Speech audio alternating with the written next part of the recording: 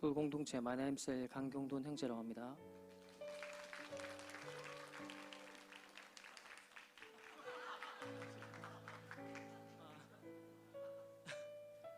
항상 자리에 앉아서 듣기만 했던 제가 오늘 이 자리에 나와 간증을 한다는 것이 한임하시리라 생각됩니다. 저에게서 무대는 항상 몸으로 승부를 보여주는 것이었으나 오늘은 제게 주신 하나님 은혜로 승부를 보시게 해주시는 하나님 깊은 뜻에 감사합니다. 저는 아버지, 어머니, 그리고 얼마 전 세상 떠난 친형이 있었습니다. 그리 넉넉지 않던 형편에 태어나 저희 아버지는 술을 너무 사랑하신 덕에 저희 집안은 늘 아버지가 술이 깨는 동틀 무렵을 기다리곤 했습니다. 그래야 아버지의 술 주정을 멈출 수 있었고 그 술 주정이 멈추서야 비로소 정지됐던 집안이 다시 정상적으로 흘러갈 수 있었습니다. 어머니는 가정을 살려야 한다는 마음으로 식당일, 가정주부, 포장마차 등 돈이 되는 것이라면 몸 하나 사리지 않으시고 가정을 위해 헌신하셨고 어린 저 형을 업고 일을 나가시기도 했습니다. 형 역시 집안의 보탬이 되기 위해 고등학교 졸업도 전에 카센터에 취직하며 집에 도움이 되고자 했습니다. 그렇게 저희 집안은 나름 최선을 다하며 살아오고 있었습니다. 저 또한 학생 때부터 운동을 시작하여서 지금은 트레이너라는 직업을 가지게 되었습니다. 그리고 2022년 4월쯤 우리 교회 집사님을 현이 맞이하기 시작했고 수업을 어느 정도 진행하던 중 집사님의 아내 권사님을 소개받았습니다. 권사님과 수업 중 6월에 우리 교회 추청 축제를 한다며 초대를 받았습니다. 그 말씀에 당시 저는 두 분의 일을 위해 한 번은 괜찮겠지라는 생각에 예배로 처음 오게 되었습니다. 한 번이나 생각했던 첫걸음은 어느덧 4년이 지나가 있었습니다.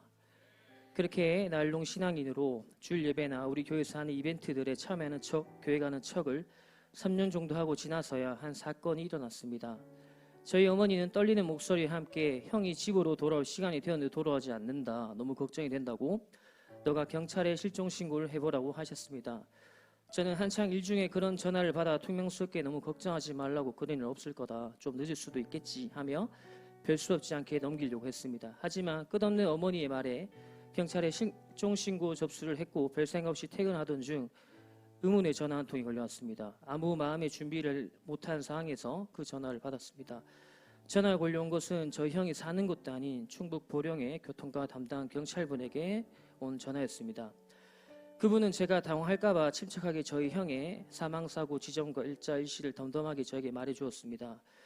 저는 당연히 믿지 못했고 다시 한번 그 경찰분의 말씀에 넋이 나가 있었습니다. 하늘이 무너져 내린 기분이었고 형의 죽음을 받아들일 수도 없었습니다. 달리는 도로 안에서 멈추지 않는 눈물을 닦아내며 부모님에게 도대체 어떻게 형의 죽음을 말을 해야 할지 막막했습니다.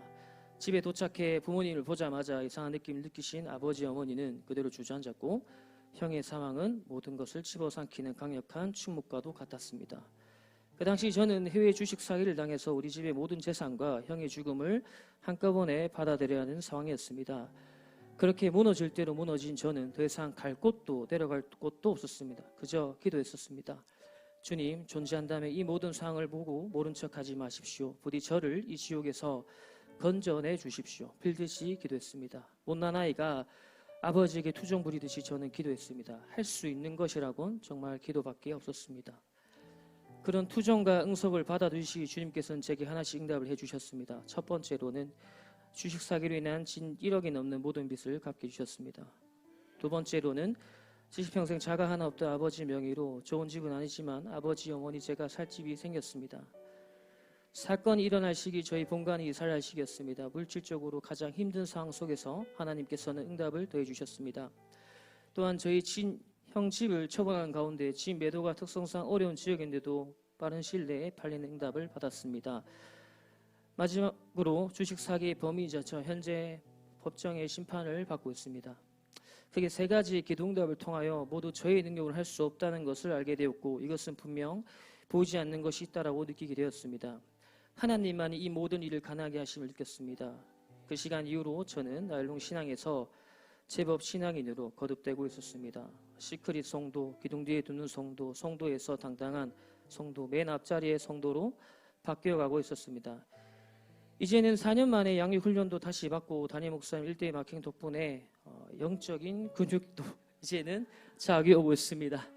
또한 하나님께서는 회복 캠프를 통해서 나도 모르게 죄를 짓고 살아가는 부분들에 대해 깨닫게 하셨습니다. 죄를 다루는 부분들을 들으면서 내 삶에 당연시 되어져 있던 말의 죄들과 행동 죄들에 대해서는 삶에 올바로 적용실 것을 말씀하셨습니다.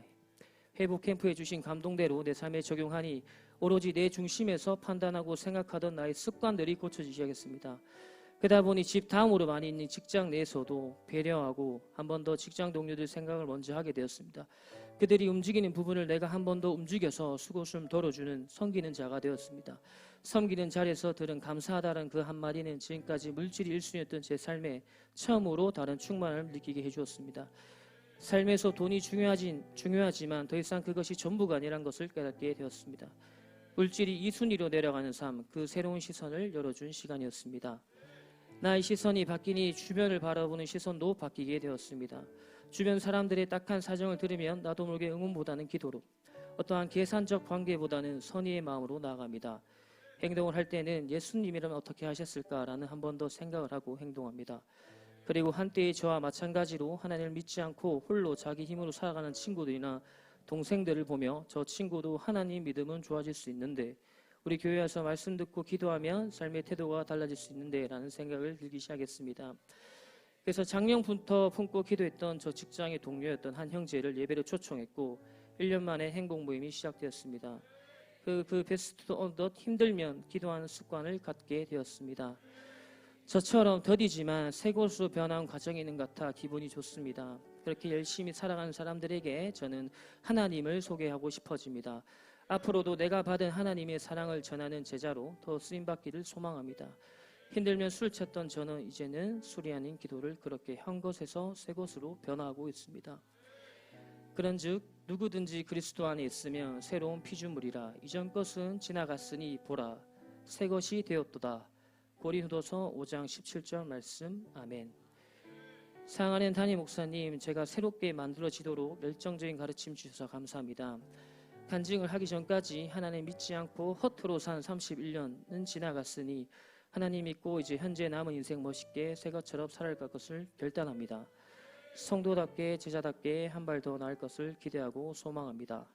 하나님의 자녀로 여기까지 달려올 수 있도록 옆에서 도와주신 모든 공동체 가족들, 그리고 사랑하는 우리 형에게 너무 고맙습니다. 마지막으로 사랑하는 나의 하나님께 모든 영광을 돌려드립니다. 아멘.